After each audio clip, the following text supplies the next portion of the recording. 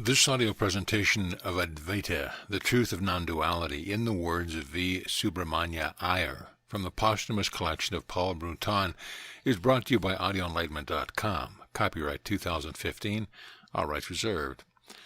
Chapter 1, Philosophy, the art and science of inquiring into truth. Truth is completely unified knowledge. Those who say I am teaching only Shankara's system are mistaken. We want only truth, not authorities. My doctrine and position are not based on Shankara, but on inquiry into truth. The whole of life has to be resolutely weighed and accurately observed in philosophy. We must ask, what is this world?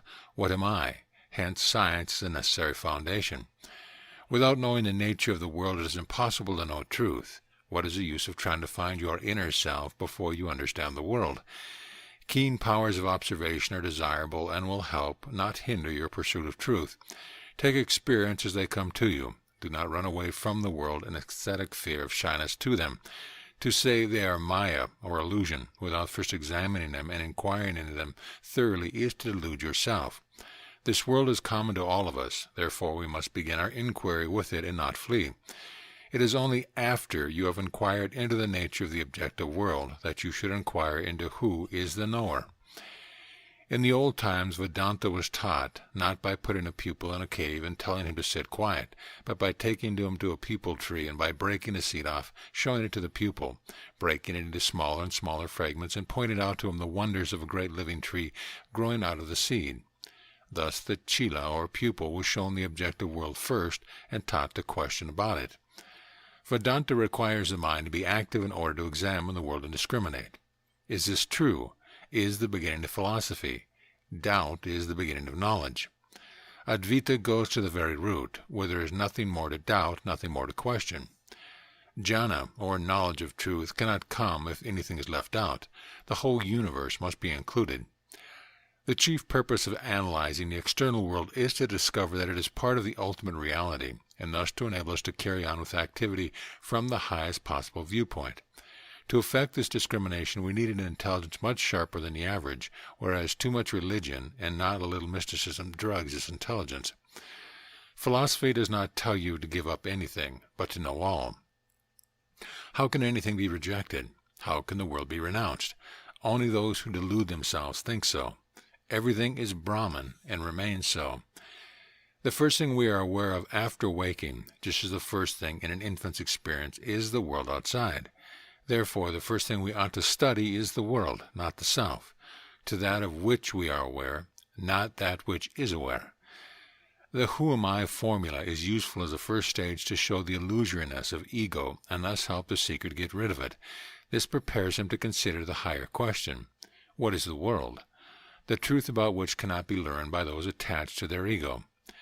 Vedanta is the philosophy of verification. Everyone said, "This is the fact. I know. This is my experience." None stops to doubt or to understand or to inquire as to what is a fact and what is a definition of experience. Vedantins take all the facts, science, religion, art, etc., and then ask of them, which is the truth? We collect as much evidence as possible, even contradictory, and then proceed to examine all of it. We are not opposed to anything but say, analyze, how far is it true? We do not know whether there is a God or not. There is no proof. If you mention God, you must prove his existence. How do you know that you are related to God? Have you seen God? That he created the world, that he manifested himself, is merely supposed. It may be, but how do you know? How am I to know that what I believe is true? That question must prick the seeker. If you have a belief, it is because somebody else believes it, or the majority believes it, or it is your own experience.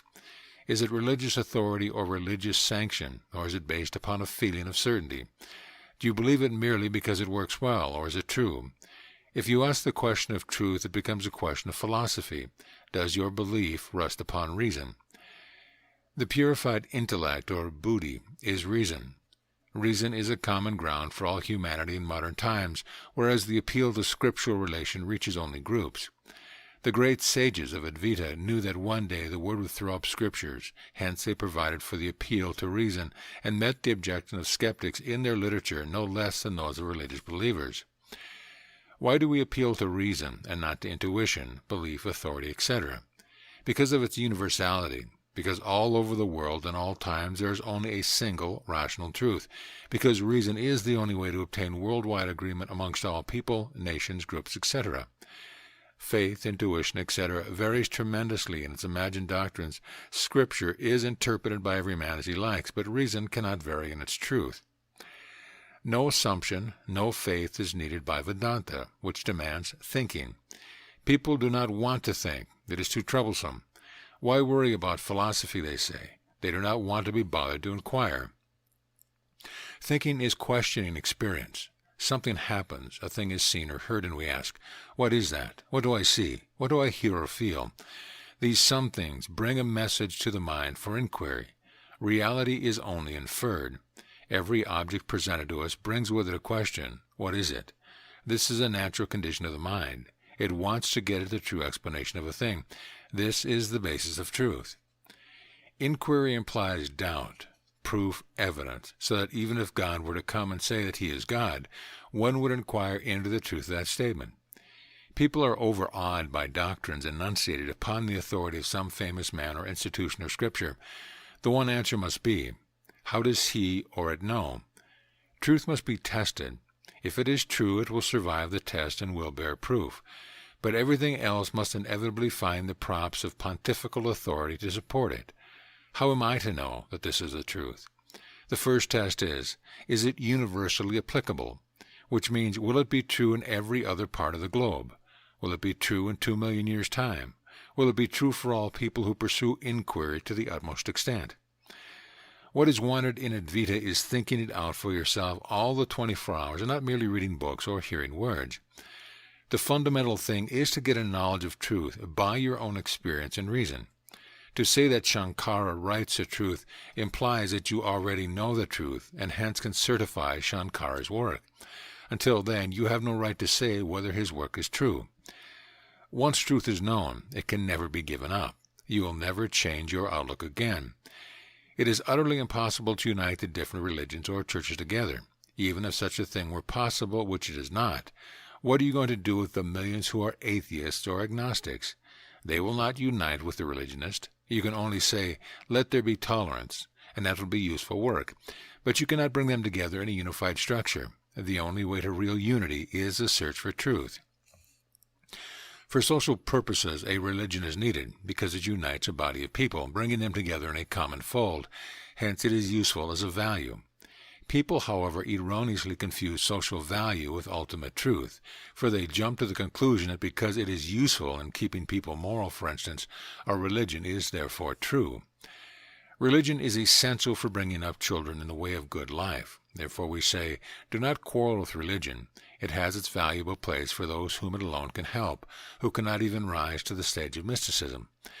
Those that criticize religion are quite correct as far as they themselves are concerned, but they are wrong where the world at large is concerned. It should not be taken away. To say the world can get on without religion is foolish. The Western world is giving up religion. That is inevitable owing to the decay of religious organizations, but their mistake is to rest satisfied with such a negative inner life and not to aspire to something higher than religion after giving it up.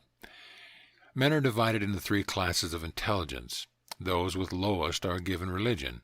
Those in the intermediate are given yoga. Those in the highest are taught truth. We do not say religion and yoga are bad, but only that they are steps, not the highest level. People's minds have a natural tendency to run in various directions through pressure of attachment, environment, upbringing, etc. Hence, to retreat into a solitary place for yoga is good for them to stop this tendency, to get concentration. After that, they should take up vichara, inquiry, and not remain in yoga. This is the order. Yoga first, next inquiry. To keep the mind unconfused and unconfounded by other thoughts than those pertaining to the theme selected for concentration, this is the principle and virtue of yoga. Vedanta does not say that yoga has no value. Everything in this world has its value, but that it is not the highest permanent value. The body is valuable. It must be preserved and not ill-treated by asceticism, for it is our instrument of living. And whilst alive, we know that we can reflect about truth. What happens after death, what opportunity to learn truth is there, we do not know.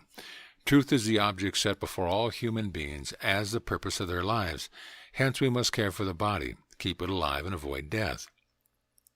The facts of Vedanta are open to all, but the individual capacity to understand them will naturally vary. This is the only esotericism of Vedanta. Vedanta says truth is reached by stages. Hence, there is one version for children, another for the more advanced. It is not a question of esoteric, but of capacity to receive truth fit for one stage. Hence, it reconciles all versions while pointing to the highest goal. Indian philosophy gives a connecting link from primitive religion to the highest truth, knowing which nothing remains to be known. First, find out what stage a man is in. Does he want merely to get on in life? If so, prescribe religion. Does he want peace? Then prescribe yoga. Or does he want truth? Then alone should you initiate him into philosophy. You must not yourself instill doubts in the mind of others. These doubts must arise of their own accord, and only then may you answer them. To unsettle a satisfied mind is to lead it into bewilderment, with probable immorality as a consequence. Philosophy is a search for truth. It is not opinion, not speculation, but reality which is verified by appealing to life as a whole. Truth is the most important problem in philosophy. So what is the test of truth? The first test is its universality, as 2 + 2 makes 4. The second test is that truth is beyond all possibility of contradiction. Philosophers do not or cannot define truth. They may have many systems or theories, therefore any definition which they do give will not be acceptable to other schools and will be contradicted by them. Therefore we say that, first, an uncontradictable definition of truth must be found before you can proceed. I agree with you that the use of technical, metaphysical language is not essential and is partly responsible for the metaphysicians losing themselves in a forest of words, as Shankara says. Vedanta can be explained in simple terms. There is only one word students really have to learn the meaning of. That is the word truth. The word verify and validity are two of the most difficult in philosophy. Every man may use them, but none knows what he is doing, for they imply the whole problem of what is truth.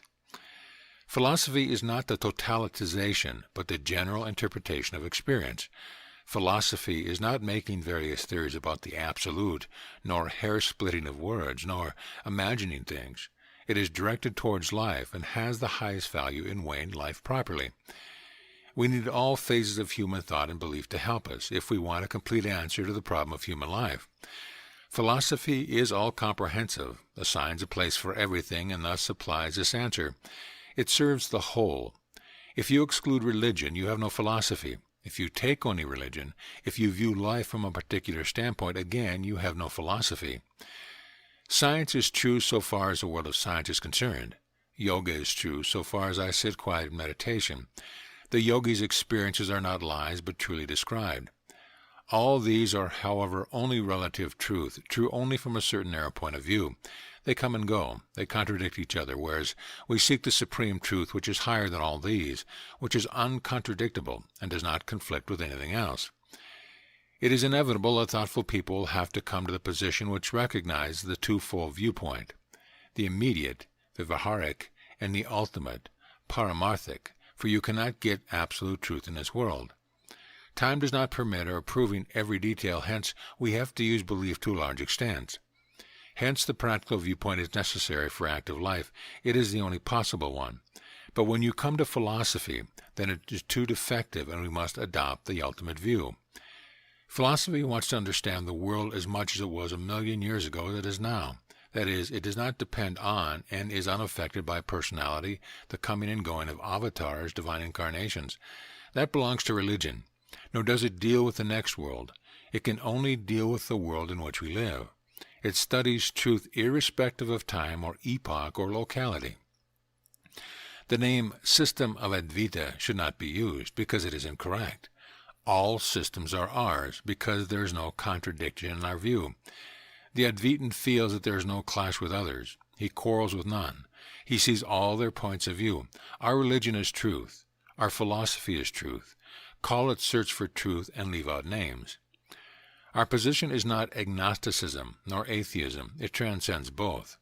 An Advaitin prefers not to state this case, but to let opponents do it first and then let him cross-examine them and expose their fallacies.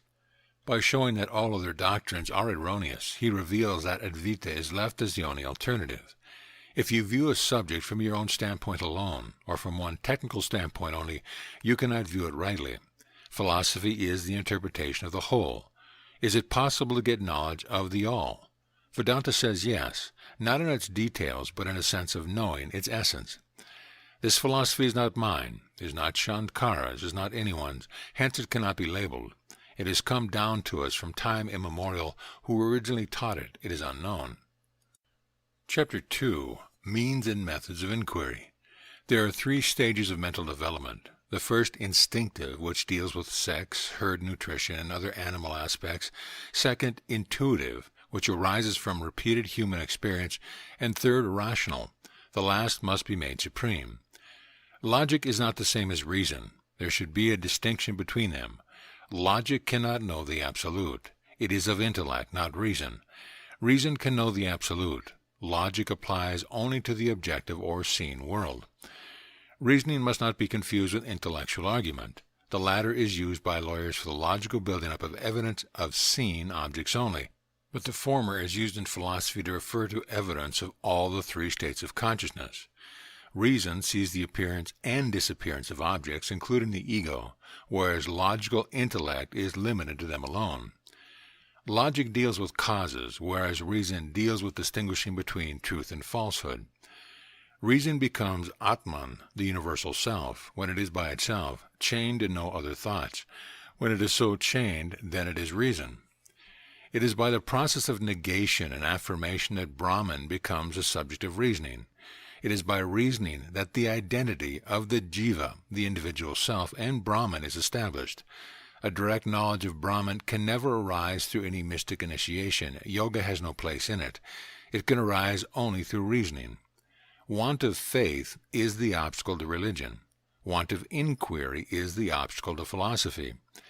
The 2 main features of science in which Vedanta is interested are generalization and verification. We should start with science to understand the world, but we must finish with philosophy, for the full explanation is essentially philosophical. If science pursues its researches and does not stop, if it seeks constantly also to ascertain truth, it will be led into philosophy, because there is nowhere else for it to go. Modern science is the starting point of philosophy. Science, however, deals only with one side, whereas philosophy deals with all, inside and outside, the knower and the known. For it is the knowledge of the whole of existence, that all is the universal self. Modern science leads in the end to the discovery that the world is mind and that causality is non-existent. Precisely the same discovery was made by Gaudapada and Shankara. How? They had the spirit of science, the desire for ascertained facts, and being intellectuals of the highest order, saw the truth. We must get at the truth without imagination. All the philosophies of the world are based on imagination, hence they contradict each other. 1,000 persons imagine in 1,000 different ways. Each one believes that what he imagines is true. But where is the proof? People do not get truth because they are attached to their particular and peculiar ideas. Attachment is the root of all evil. Truth should not only be known, but it should be proved and verified. Advaita does not prove that there is one. It proves that there is no second thing. This is the great difference between ours and other philosophies, no matter how similar their tenets may seem. Our method is the way of verification for every tenet. We want proof, not poetry. We do not care for either intuition or imagination, which is disastrous. A man may say, I have seen God, I have realized the Absolute, but he must prove it. The value of meditation and yoga is to keep off extraneous thoughts. The average man cannot give attention to proper thought on Vedanta line because he cannot keep his mind concentrated along this line. Yoga builds up the power to do so, hence it is useful as a preliminary process. We still the mind in order to get thought control, but once this control is attained, then we must begin to think, to use one's mind again in a perfectly concentrated way and endeavor to understand the Vedantic truth. Yoga's value is to detach the mind from this imprisonment in the body. Yoga is intended to remove mental conflict and further to keep out doubts and passions. It means keeping the mind always calm and alert. Yoga is a psychological training which is necessary before philosophical inquiry. A sharpened intellect is necessary to perceive truth. Those who lack mental acuteness will not be able to grasp the meaning of the relativity of the three states. Such a dull intellect may, however, be perfectly adequate to handle the affairs of the world, and a man might be clever, astute, and a successful businessman, and yet remain incapable of grasping truth. The sharpness which is required is the subtlety and ability to move amid abstract ideas. Similarly, the greatest scholar, however learned, may be unable to grasp it, because it requires real thinking and not mere memorizing. Vedanta demands perfect calmness of mind. If you want to get truth, keep out attachments and dislikes, anger, and hatred from the mind. Emotion cannot be killed, but it must be brought under the control and check of reason. Reason must be kept on top, as emotion often leads a truth-seeker astray. That which dupes 99% of people is taking satisfaction for truth. Beware of that which satisfies your feelings. If you do not take away the ego, the me, no proper inquiry into philosophical truth is possible, but only into religion. The ego magnifies what it prefers or desires, thus distorting outlook and incapacitating for truth. The notion "I know" prevents the mind of all from entering truth. It stops him from changing. Change is necessary in life. In practical as well as in cultural life, people must be ready to change if they want to progress on any line. You must be ever ready to criticize your own belief, to suspect your own fallacious thinking. The mind must first be trained in the Vedantic way for a long time. Then only when it reads such books as the Brihadaranyaka and the Mandukya Upanishads does the true meaning of the text become apparent. Hence we cannot give a sudden revelation of Advaita in one or two letters, or in an interview or two. A course on personal mental training must be undergone. Hence we say both the philosophical books and a living guru are necessary to the seeker. The Vedantic method is discussion between teacher and pupils, not a dogmatic laying down by his authority. You yourself must do the work of seeing truth by using your own judgment and reason. Nobody else, no guru, can do it for you. The right kind of seeker will accept and search for truth, whether it brings bitterness or sweetness, whatever it tastes like for its own sake. He must be prepared to find God as impersonal and to lose his own individuality for the sake of truth. Inquire further. Do not be disheartened. Try over and over again. When you see that authoritarianism does not give you the truth, you go further. You must have the determination to get at it. Experience tells you that every time you attempt, you progress. Chapter 3. The Need of Semantics. The object indicated by the word and the word itself are one and the same in class, because both are mental, imagined. First find out the meaning of words. You will find that they are simply mental images. These again are just your construction and concoctions. We must begin by examining the meaning of experience. Truth cannot be known before it is defined, before its meaning is understood. This does not mean indulging in speculation or forming opinions as to what may be true. It means inference based on life and experience in order to fix the goal of truth. It means that no important word should be received into the mind without asking of it, what is felt in my mind when I use this word? Every man superimposes his own experience on others and imagines that their experience is like his.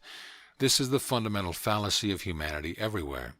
Thus you have never superimposed another man's pain. You can know the meaning of pain only by looking into your own self-experience. Hence your pain is personal experience, but your definition of the other man's pain is pure imagination.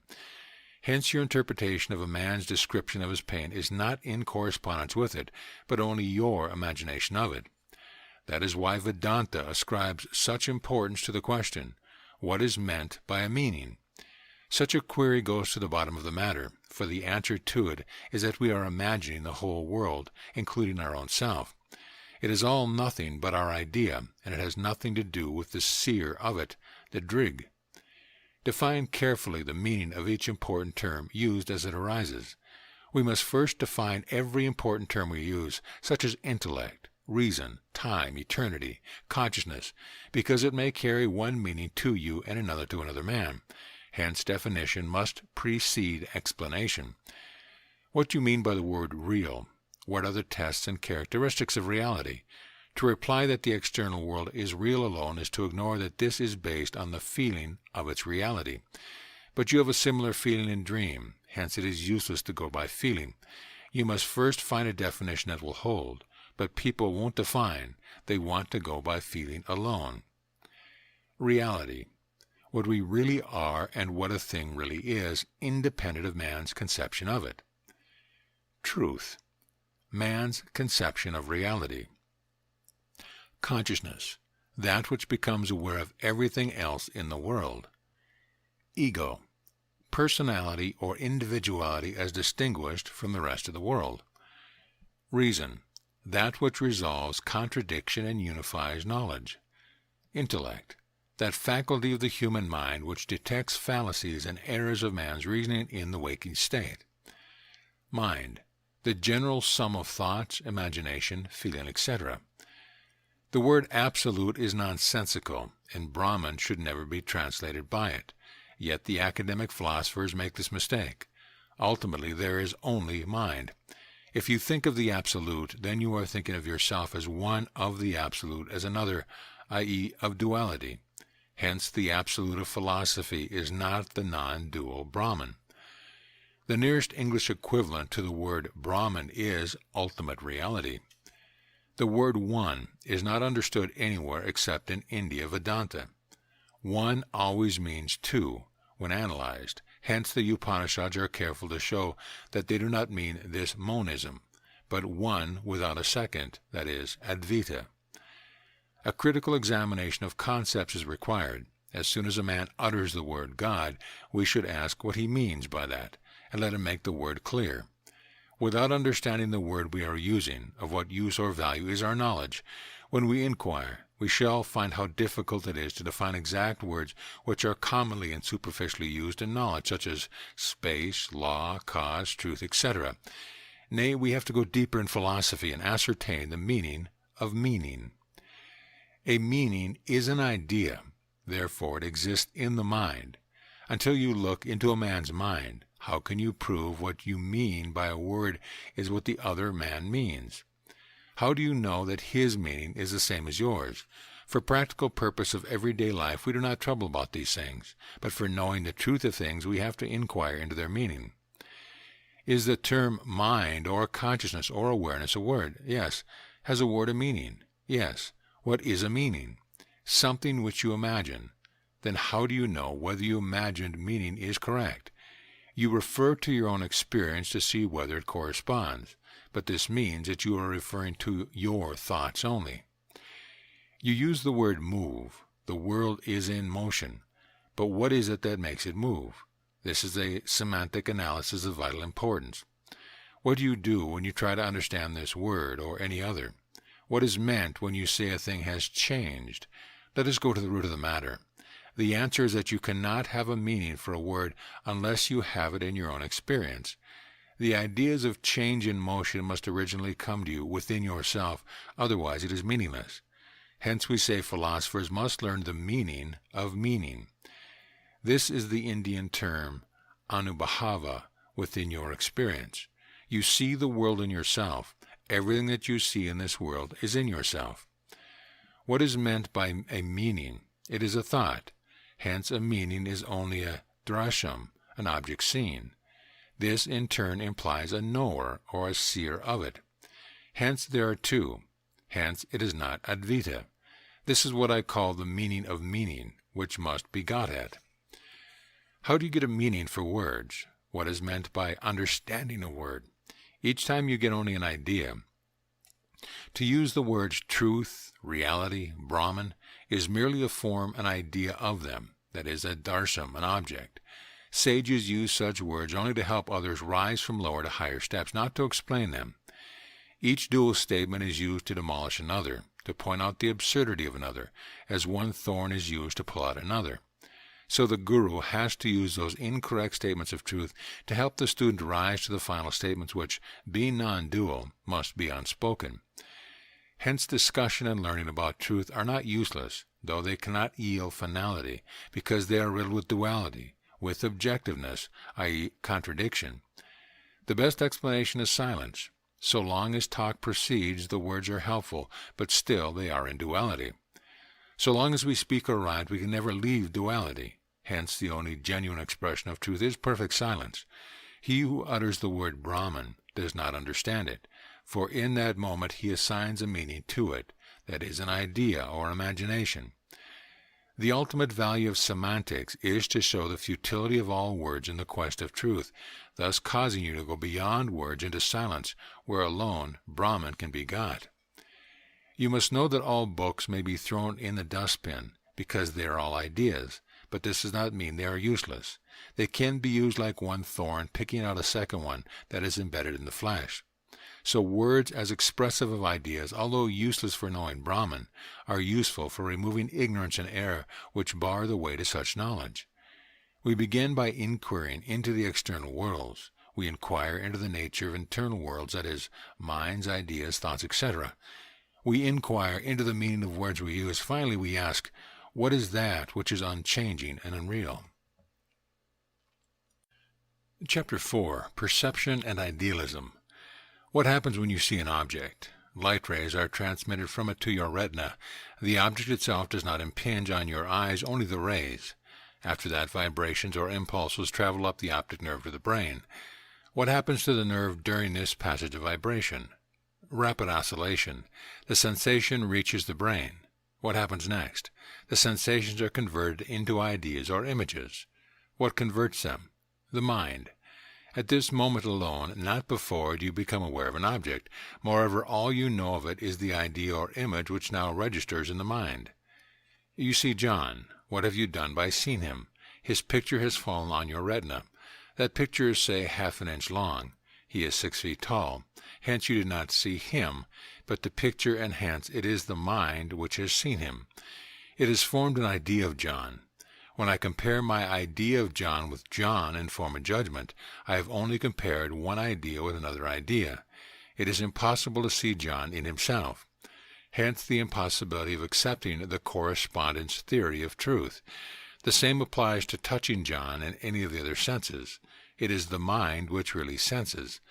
Does the mind come directly in contact with John? No. Therefore it merely forms an idea of John. John is only an idea.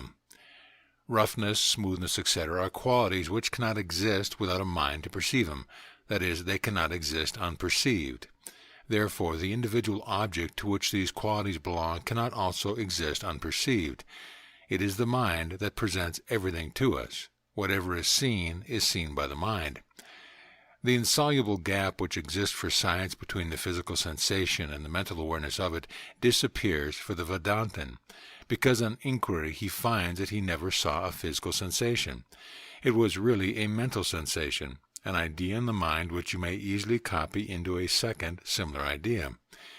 The image's impression is carried by the optic nerve to the brain. Cut off this nerve and man sees nothing. This proves the nerve is necessary to communication. How? It vibrates and sets up these vibrations in the brain. Science has to stop at this point. It cannot explain. Nobody knows how this vibration is converted into idea. The mind constructs from these vibrations an image. This establishes beyond all doubt that it is the mind that constructs the image, the picture. Thus idealism is irrefutably proved. What is the original stimulus for the vibration?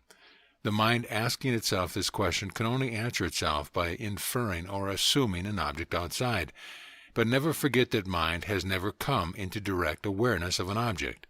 There is no proof, therefore, that a separate object exists outside, but the mind habitually assumes it to be there from the beginning. It has in no case seen it directly. What then is the stimulus? This very question involves unconscious assumption that the outside, separate object exists.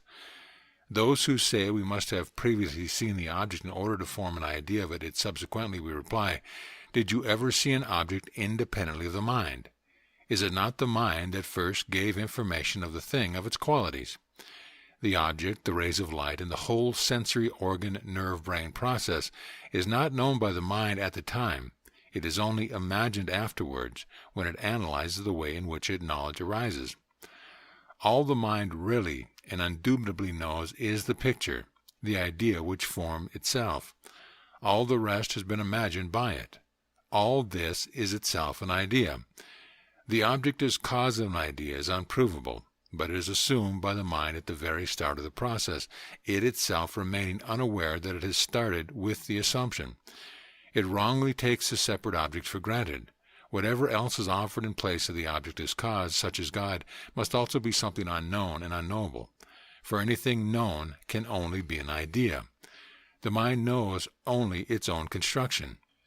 This effectually kills materialism, for no matter is thus findable. Mind alone is.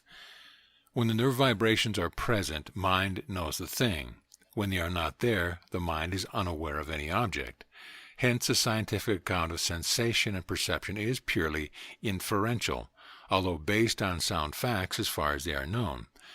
We are never conscious of how sense impressions are manifested into perceptions, but we infer the process. The only certain thing is the mind's own activity. If you go on inquiring into the physical process of sensation, your inquiry lands you into thought, the mental process. Science cannot discover the relation between physical and mental for the simple reason that the physical is ultimately mental. It has set on us an artificial, non-existent problem and vainly strives to solve it. So long as duality grips the mind, the latter seeks to establish relations. Hence it tries to find out the relationship between mind and body, a hopeless task. Objective or ontological idealism teaches there is a real outside object of which my mind tells me, and my mind could not form the idea unless the object were there, whereas subjective or epistemological idealism teaches that I do not know whether there is any outside object other than my mind. I neither deny or accept it. I say simply that I do not know. Even if it existed, I still know only what my mind tells me about it. Endure the optic nerve, and although an object is before you, you will see nothing. This is proof that we have the sensation first, and only afterward become aware of the object. When we receive no sensation, we never become aware of the object as in sleep. Why? Because the object is an inference which make from the sensation itself. The fact that objects are inferences drawn from sensation is obscured partly because of the rapidity with which the inference is drawn, and partly because people never stop to inquire and reflect as to what is going on when they see an object, and partly because they do not think matters out to the logical end owing to their innate belief in causality, predisposing them to look for a separate object as the cause of their impression of it. When everything is found to be but mind, whether it be object, seer, senses, nerves, impressions, etc., then all becomes a unity, and there is no room for cause and effect, because there are no two things. The old query, how can a nerve vibration be converted into an idea, has broken down, vanished, as latest science has solved it by saying that the two are not separate, that mind and matter are one. Vedanta said that if we have to recognize the original independent object as being an idea, then the intermediary parts of the sensory process, that is, the eye, nerve, brain, must logically be ideas also. What happens, therefore, is that we return to our starting point and discover that the original outside object which gave rise to the sensation is our perception of it, that the thing is the thought perceived. The image seen in the mind was also the object supposed to exist outside, and to cause the image to arise. How so? Because we begin with an assumption that there was an object independent of the mind, and we continue to assume that the thought which arose was independent of this object. So finally we have to decide that the object itself must still be there outside. But our initial assumption was unwarranted. It is only our imagination at work, and the truth is that there is no duality of thing and the perceived percept of the thing. Rather, there is only one entity, that is, the thought itself. Much of this confusion has arisen because of the use of the word idea of things, for we habitually believe that ideas are internal and do not grasp that they may be external too, and therefore space is as illusory as matter. The essence of this explanation is that the whole thing is traveling unconsciously in a circle. We start with an idea and end with precisely the same idea. What we start with we call outside object, and what we finish with we call percept. Our illusion lies in thinking the two are different. They are not, but one and the same. The term thought must be used differently from the term idea. A thought is any passing fancy or any feeling or any desire which comes and goes within yourself. An idea is not a thought in the above sense, but a sensation of some object which is apparently outside yourself. Thus you will form an idea of a table, whereas you will have the thought of removing the table from one room of another. Why do we not feel this world to be an idea? Reply, because of the strength of our attachment to the body, of our identification with it, which in turn is due to not having inquired into the nature of the body and discovered its constantly changing nature.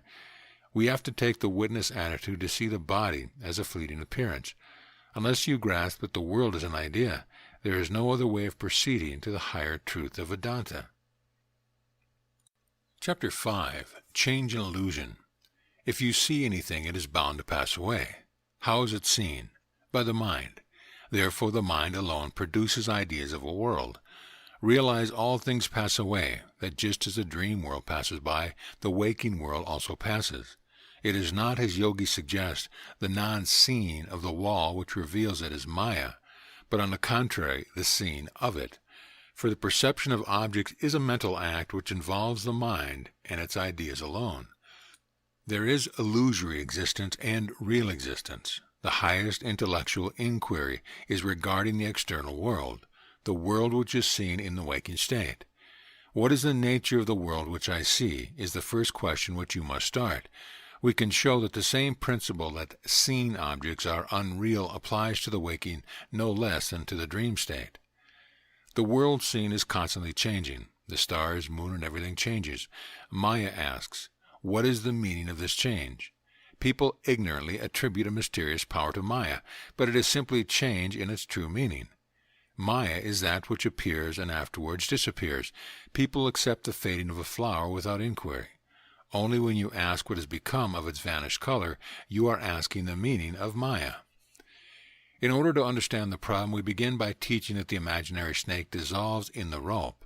Now at a more advanced stage, we teach that, as the snake was mind, where could it have been lost but again in the mind, which means that it was not really lost.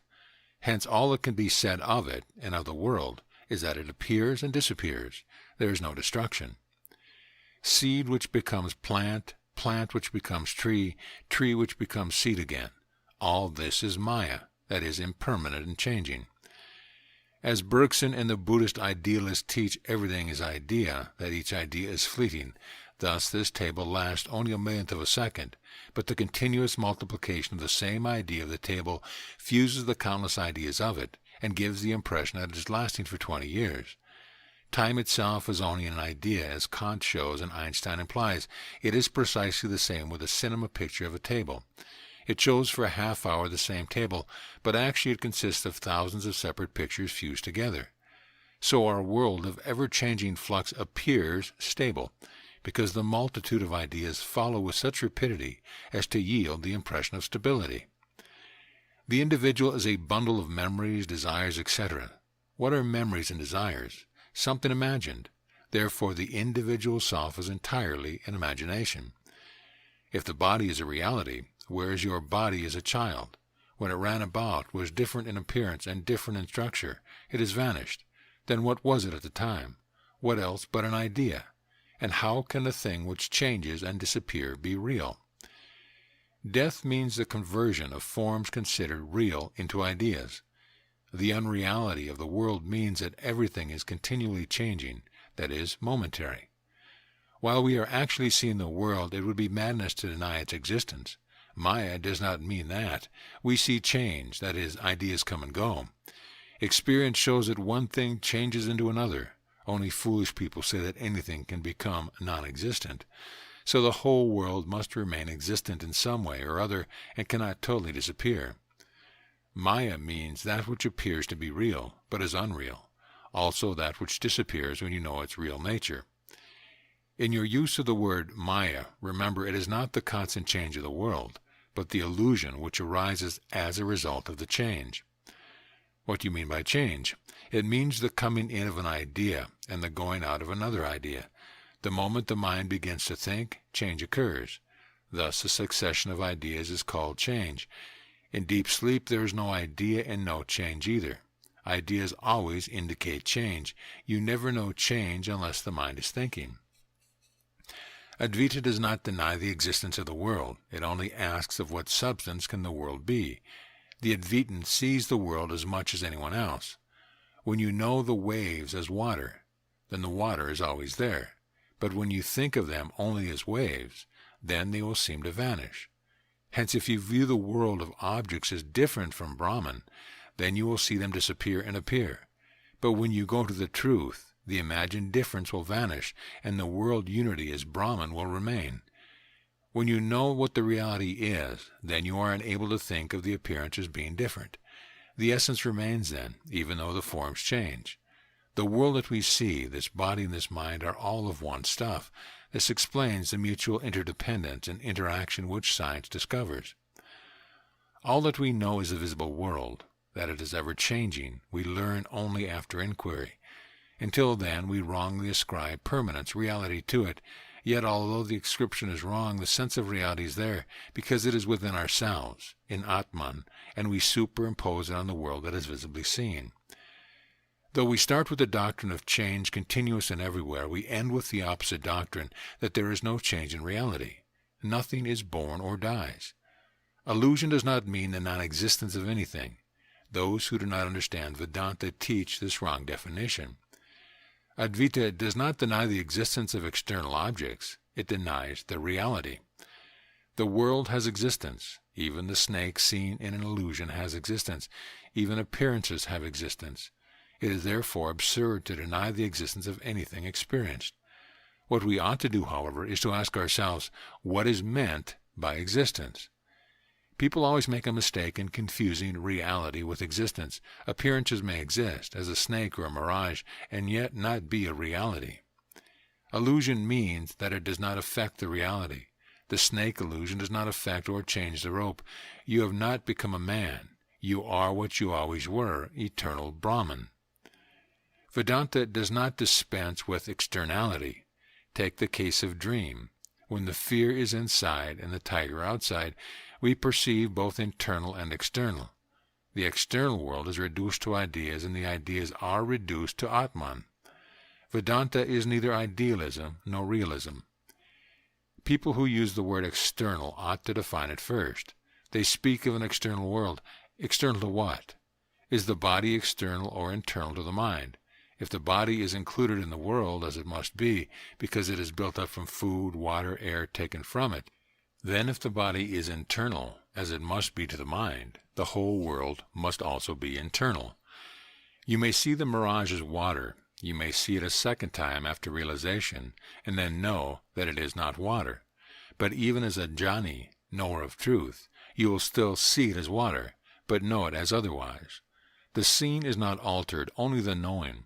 Similarly, the world will still be seen by the sage, and its appearance will be exactly like its appearance to the ordinary man. There will be no difference in the visual sensation, but the jnani will also evaluate it as unreal. You may put a stick in water 1,000 times, but it will always be seen as bent, even though you know it to be straight.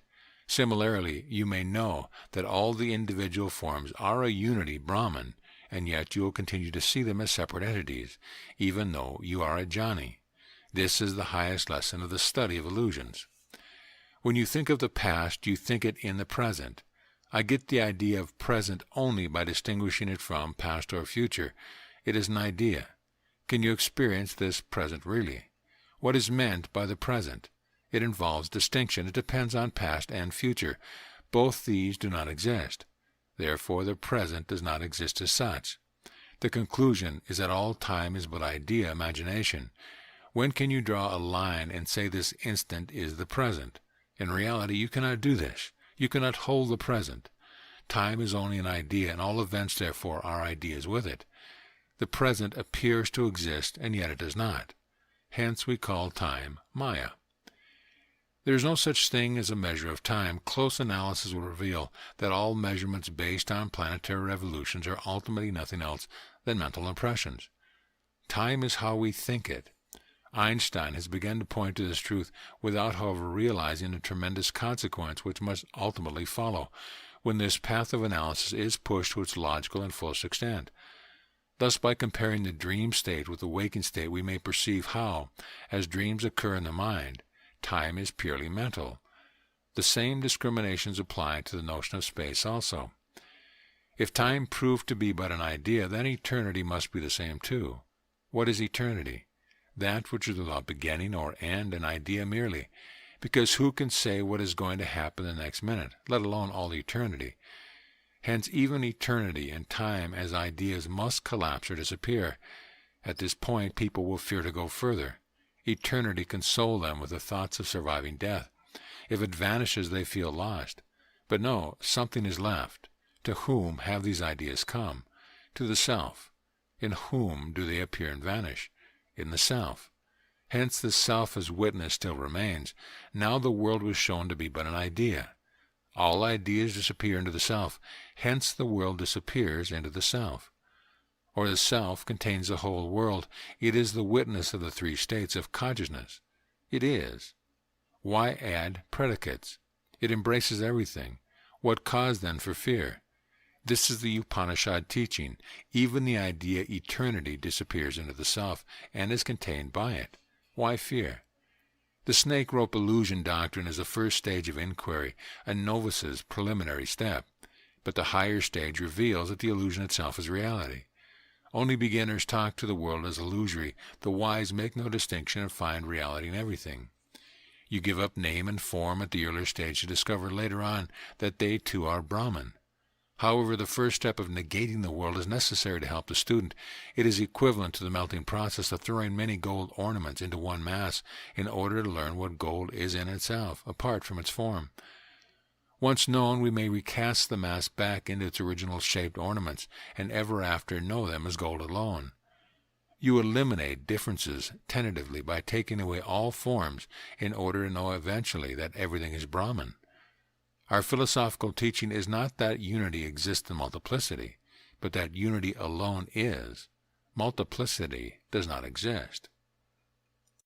Chapter 6. Mind, the ideation of consciousness.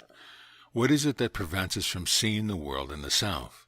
The error of thinking that the mind is in the body instead of the reverse. The mind cannot be confined to the body. We do not know its extent. Nobody has seen it inside the body. Do not imprison yourself in your own creation by imagining the mind to be limited to the body.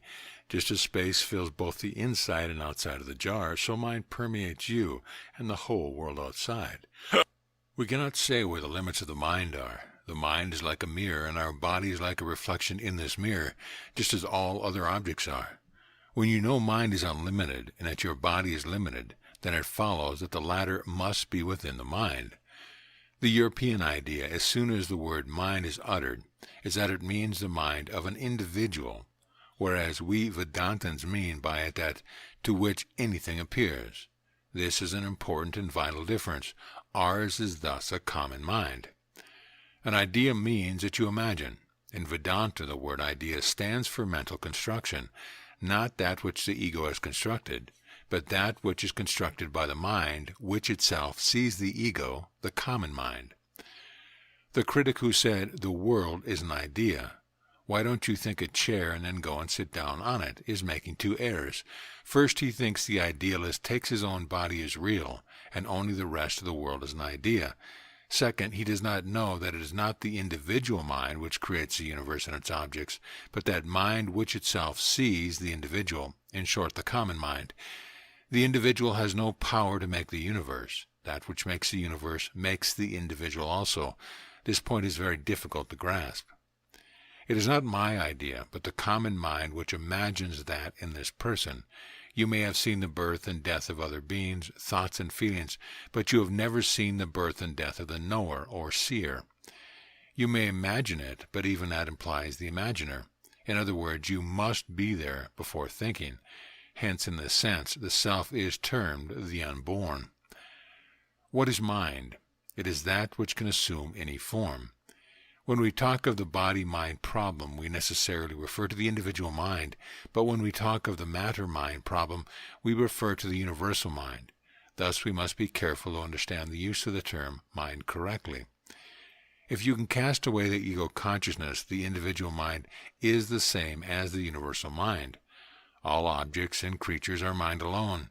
In advanced Vedanta, you convert this statement into are Atman alone. All these scriptural quotations prove that Advaita teaches that mind is none other than what Indians call self, Atman, universe, and Brahman. The mind has never been separated from the objects and creatures seen in your dream. Therefore, at no time has the mind itself been separated from them. Even in the waking state, no object is ever separated from the mind. Ideas must stand somewhere, be created of something, and this is mind.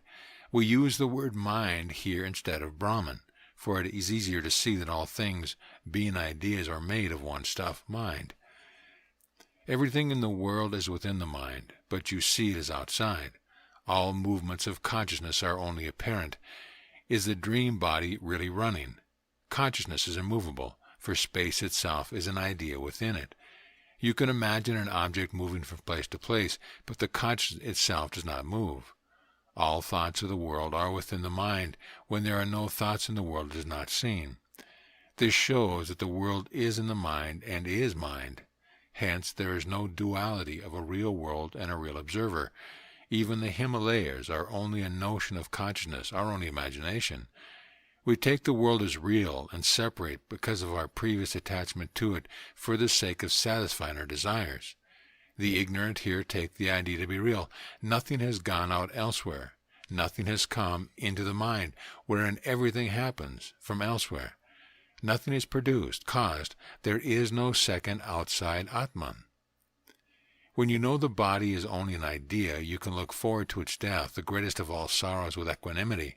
For when an idea disappears, it goes back to its source. It cannot be lost. The mountains you saw in dreams were vanished. Where? Back into the mind. The form is not different from the essence, body from self. Hence there is neither coming nor going. That which is, and forever. You have seen the birth of a man's body, but you have never seen the birth of his consciousness. Hence we call the latter unborn. From the Advaita standpoint, the word substratum has no meaning. You speak of a substratum only when you think of something other than it also has a quality, etc. This means a second, hence duality. There is only one consciousness, and we can't limit it to two individuals or speak of them as different, for we are obsessed by the idea of body alone. Duality is with the body and the consciousness, the unseen Atman. It disappears. If you are always thinking of variety alone, you see duality. If you think of unity, you perceive that. Hence, realization depends on your state of mind. When someone is awake, we usually call him conscious, but pure awareness still exists even when he is under anesthesia. We must separate pure consciousness from the ideas in it, such as the ideas of waking objects and environment. We cannot prove positively that consciousness has vanished in sleep. You can only show it negatively. For you cannot know the limits of consciousness. You cannot posit where it starts, stops, vanishes. This is what Europeans do not understand. We use the word consciousness to include non-dual states like sleep, where the West uses it for duality states. Westerners do not grasp that consciousness can remain without objects, as in sleep, and yet be conscious still. This is contentless consciousness. The Western idea of consciousness implies an objective relation, where the Vedantic idea is that it is the unrelated subject alone. Those critics of idealism who ask, what was the world before human minds existed, ask an unaskable question which is quite out of order. The first fallacy is that matter existed before mind. How do they know this, unless the mind is first there to tell them? Science admits, moreover, that we do not know when the mind came into existence. Hence no critic can definitely say it came later than the material world. We can only say that consciousness is fundamental and everything else is derivative. That which you know best in the world, that which is nearest to you, that of which you can never be free, whose existence is supremely certain, is your consciousness. You may doubt anything else, but you directly perceive yourself. Hence we begin the study of Vedanta with the study of consciousness. Just as to explain the nature of gold, we take a single gold ornament first, and then tell you all about the gold ornaments are made of the same single material. To explain the nature of the unknown Brahman, we start with something familiar and known. Consciousness, which you have in the three states of waking, dreaming, and deep sleep, and proceed step by step from that onward. You know your Atman. It is directly perceived. Thinking implies a thinking capacity, that is a thinker. This Atman is your consciousness. After showing that this consciousness, this self, Atman, is Brahman, we then explain that everything else is of the same nature, which should enable you henceforth to understand all else. Moreover, everyone has and knows this consciousness. Therefore, it is a universal datum. It is something which everybody can grasp, not merely some occultist or mystic. Therefore, there is no mystery mongering in our study. The whole world is of a nature of consciousness. This you can realize by the illustration of a dream. And the world's consciousness is not different from your own. They are of the same substance or stuff. The objects rise and fall back in this consciousness like waves in the ocean. Waking objects, on account of their being similar to dream objects, are unreal because they are perceived objects. This is important and must be understood, for what is it that perceives? It is the mind. What is it the mind has in it when it sees an object? An idea. Suppose anything existed outside or different from the mind. What is it that we have to tell you about it? The mind. As in the dream, the mind itself is that which informs you of the existence of objects. That is, it is only an act of mind. Those who say things exist apart from or independent of the mind talk like children. Where is the proof? This principle must be thought over 1,000,000 times until you thoroughly grasp it. It is only the mind that makes a long perceived, hence objects are mental states. No philosopher, whether in India or in Europe, has ever been able to define the meaning of mind and consciousness. How long, high, and broad is your mind? You do not know where it begins or ends. You cannot say it stops here. Have you seen your own mind or anyone else's mind? Yet people talk of my mind, his mind, as though each mind was numbered and separated. Science now says that the mind is not limited. We cannot measure it or allot it to separate individuals, but that it is everywhere. Is your mind within your body or vice versa? If you say your mind is within the 6 inches of skull, that implies you have seen and measured it, which is a lie. No man has ever seen a mind. We may say, however, that every man has got his own thoughts, his own ideas, which are not in another man's mind.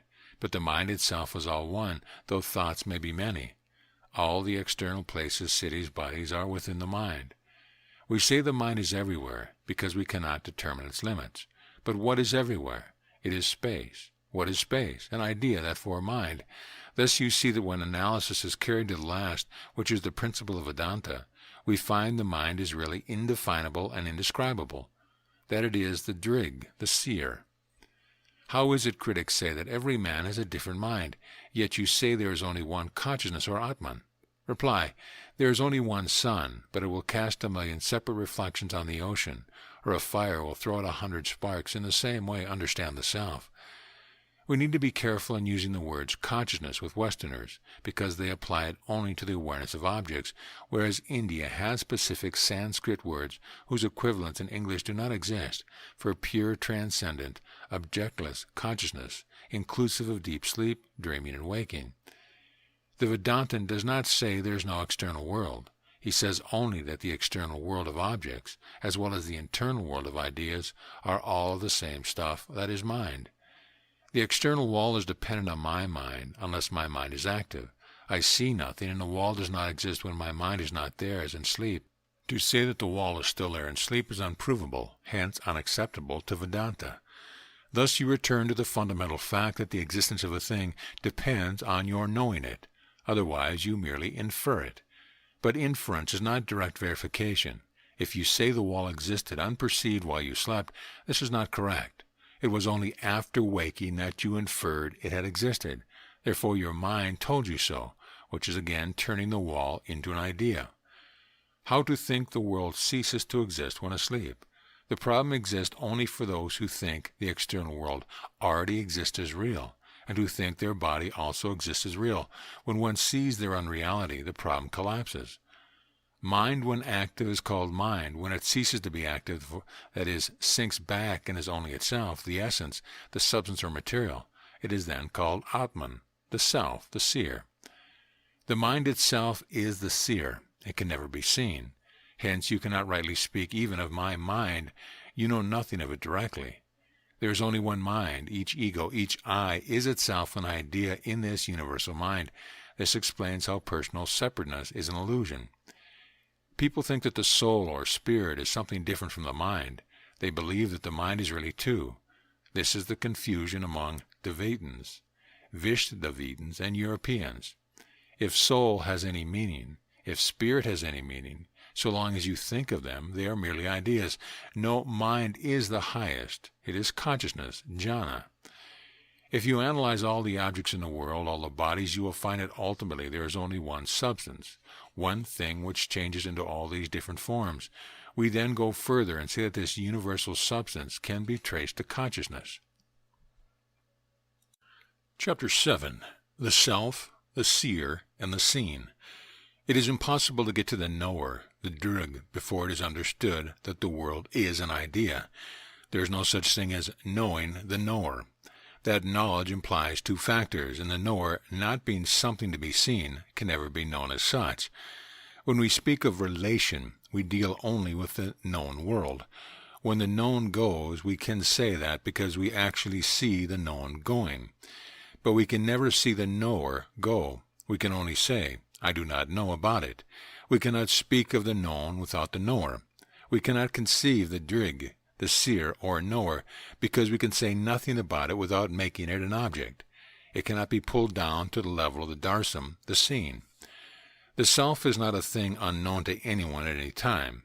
Let a man think. As soon as the thought comes, there must be a knower, therefore, before, in order to know that he has seen a wall, etc. The drig exists before the thought appears or the thing is seen. Otherwise, neither knowledge nor sensation could happen. What can you say that the drig is not there? It is always there, even if you say it can be reached only at the end of a long path. It is impossible for it to be ever absent, even while you say this. The knower alone makes it possible for you to know anything at all. Though thus quite self-evident, easily known, quite near, forming the self, Brahman appears to be unenlightened mind as unknown, very remote, as though he were a separate thing, says Shankara's commentary on the Bhagavad Gita. Those who do not look at the seer, the witness, and perceive that it is the only thing that neither comes nor goes, are deluded and turn outward, towards things objective which run away. So long as the mind only runs from one object to another, from one idea to another, impermanent and unreal, they ignore the Atman and are thus ignorant. Where is the time for them to think about the witness? Thus 3 words need analysis: experience, knowledge, self, or confusion results. This analysis is the drig, desaya, viveka task, the discrimination between the seer and the seen. The body is what I know, what I perceive. The perceiver is distinct. The body is a drasam, a thought. I am not my thoughts. The answer to the query, what am I, is I, the Atman, am pure knowing. When there is duality, doubt comes, and so long as a man thinks there is a second thing to be obtained, he can never be happy, because then duality is always there. The jnani, on the other hand, regards nothing as different, that is, a second thing, and therefore it escapes his unhappiness. That which becomes conscious of all the things contained in consciousness is the seer, the Atman, the knower. You have never seen the Atman, for he is never an object. Hence logic, inference, cannot be applied to him, because intellect, logic, is for the objective world and waking experience only, the state where we infer effects from causes. The great mistake is to think of the seen as yourself, to confuse the object with the subject. There is no proof that the seer is confined to you, yourself, or me, myself. It is universal. The inability to see ignorance is not in the perceiver, but there is something which comes and goes, which hides and prevents you from seeing. This something is like a veil. What prevents you from seeing is not yourself. It is a fault of the mind, not the seer. The mind is only an instrument which you utilize. If this ignorance were a property of the seer, it could never go, but it is not. The ignorance is something that comes and goes, but the seer is untouched by it. There is no connection between the witness and the ego, which appears and disappears, is happy or miserable, which the witness sees. The witnessing consciousness remains unconcerned. The critic assumes that you are an egocentric solephist who alone exists and created the world. But we do not fall into soliphism, because we make the ego also an idea, and do not assume its reality as does the critic. Mental ideas may be objective. Once you understand the ego, you will have understood 90% of Vedanta. You must learn that the ego is different from consciousness. What am I? The I disappears every night in sleep.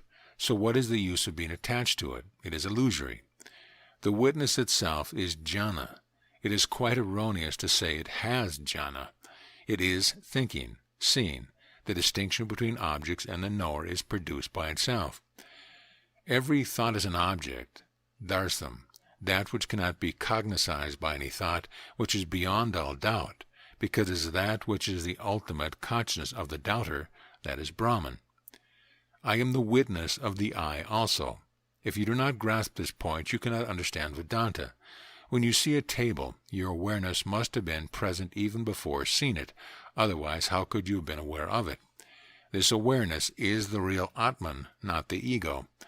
The awareness is there always, even when the table is not seen. Nothing could ever be thought of if awareness, the capacity to think of it, were ever absent at any time. When are you free from awareness? If you say that at any moment it is not there, then somebody must have been aware of this non-awareness. Who knows the waves? The ocean knows the waves. The first stage is to regard all things as darsam and separate yourself from them. But this is tentative and is for those who still labor under the ego complex. But the next and higher stage is to see them all as Brahman. Then you no longer turn away from them. All is then I, that is Atman. The man who knows thoroughly that everything in his life is only a changing darsam, that darsams are but transient thoughts. If he then identifies himself with the drig, he can stand unaffected by loss, because he knows that he himself, the Atman, can never be lost or lose anything in itself. Knowing that darsam are part of himself, he no longer considers it as a darsam. Such a distinction exists only when inquiring. The ignorant man imagines he is related to objects, imagines there is a causal relationship with them, and then imagines his suffering because of the object's transiency. He foolishly believes that anything can go away from his Atman because he separates himself from them. The body is part of the external universe. It holds its own reality and keeps you from seeing the world as idea. All the 24 hours you think the body is real and occupy yourself with it. But as it is part of the seen, and the world is seen, you take the latter to be real also. Only when you perceive that both these, that whatever object the mind sees, even your own body, is only an idea, is your own mind, hence your own self, then you can go further and find that the very self in its essence is Brahman. The truth reveals all objects and persons as one. How far does the Atman go? Where is it limited? I am the same being everywhere. Its separateness from others is only imagined, as through the body. All other human beings are within this self and non-separate from it. If you think of being different from others, or from God, or from suffering people, you can never realize the self. This is the true ahimsa, non-violence. Only those who know it refuse to inflict injury on others. Everyone says I, but everyone sees differences in each I. Remove the differences and take the common factor of all the I's. This is the real I. You will know that everything is Brahman when the I goes. Everything is immortal, being Atman. It is impossible to die. Thou art only the drig. You identify yourself with the darsam, with the I, which is dying every day in sleep, the I, which vanishes every moment in the waking state also, not to speak of the dream I. The I idea comes and goes. No idea of it is permanent. Think ever that you are the witness of the changing I's. Use one thorn or idea to get rid of another thorn or idea. That the drig is common everywhere is easily proved, because everyone refers to himself first by I. He adds his personal name only secondarily. The I is always spoken first. I am here. I am doing this. This is true in all languages, and used by all men as a primary answer to any question. Personal names come later. Why does every man use the word I? If he is essentially different from others, why does he use the same word I? Why does a woman use the same word I as a man, although she knows that she is so different in many respects? The whole of humanity is classified under the name I. What is the common feature of this multitudinous I? The common features which Vedanta seeks. In short, we are inquiring into the meaning of the word man. That which exists really is Atman only. The I which is changing is wrongly identified with the unchanging Atman, the drig I. How do you know? Because the former I changes, appears and disappears. Mind alone is the cause of bondage and freedom. We do not rely on immortality because it is said so in the Upanishads, but because it is actually experienced. Of what use are quotations? Vedanta appeals to facts. The difference between us and other schools is that they have the erroneous belief that there is some reality apart from us which is unborn and eternal, whereas we know it to be our very own Atman. The I is the first kalpana, the first idea the human mind imagines. The first thing in ignorance, the root of it, is egoism. So long as you have I or ego, it is useless to think you can find truth. This is the opposite of all other religions and philosophies which take the individual self for real and build up promises or attainments on it. Most people shrink in fear of losing their ego. This is due to ignorance, for the truth is that the I, the ego, is also Brahman, and Brahman cannot really be lost. Getting rid of the ego does not mean losing the sense of individuality. It, ego, may be felt, experienced, but it must be known for what it is, an idea, a darsam. We cannot deny the ego being there, but we can understand what it really is, a transient darsam. Let the ego exist, it cannot be abolished, but don't be deceived by into seeking its satisfaction at the expense of truth. The moment that you give up the ego, you will get the lightning flash and know that you are everywhere, not that you are acting everywhere, and that everything is in you. Like that other flash between the two successive thoughts, it is something extremely subtle, hence hard to detect, demanding extreme concentration. The individual self is only an idea. There are no two selves. The personality never exists apart from its ultimate entity, Brahman. Individuality has no meaning. That is the point. The drig is that which has no limitation. All ideas regarding limitation are imagined. We have to catch that which is between two ideas in order to eliminate ideas. I am the knower in all. The I is a compound of a changing factor, ego, and an unchanging factor, consciousness. To talk of shifting the consciousness from ego to Brahman is wrong, because your consciousness is already in Brahman, and therefore does not need shifting. You must see your body, all other bodies, everywhere, as an idea which you know as self. This is realization. It can come only after you know that the seen is not separate from the seer. If the universe exists in me, then when the idea of me also goes, then the universal illusion goes with it. This is the most advanced position in Vedanta. In other words, a separate universe no longer exists for the jnani. Even the superimposition of the world on my mind is then seen to be illusory.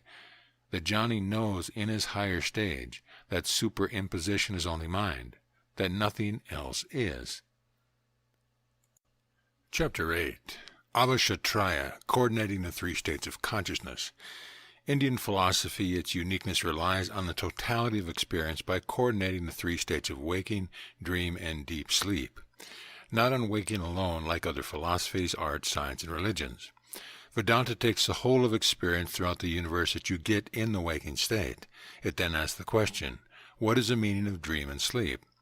The student must pass first through the stage of scientific proof from waking world facts for idealism. He must know that things are ideas. Then only is he ready to pass to the higher stage of studying, Avashatraya. Here dream shows what powers the mind possesses to manufacture whole worlds, to create externality and internality, that is, space. Sleep shows what power the mind possesses to reabsorb, store, and later reproduce all the ideas of the world, space, etc. Finally, having shown all this, Avashatraya clinches and carries to final culmination the idealistic theory learned from waking state facts, and shows that the nature of mind is what ego is, and that everything is not only ultimately one or non-dual, but also not apart from yourself. There is no way to discover that the world is idea except by modern scientific analysis of matter. Avashatraya cannot be used for this. It is only an illustration in this connection. Avashatraya is not needed to prove idealism. Scientific analysis of sense perception, such as those of Russell, Eddington, and even Berkeley up to a point, form the only real proof. Avashatraya can merely illustrate idealism, although it is the only proof when you step beyond idealism. Scientific analysis of sensation is quite enough to prove idealism. When the world is known to be idea, Avashatraya is the only proof of the world being in you, and the only way to understand the nature of Atman.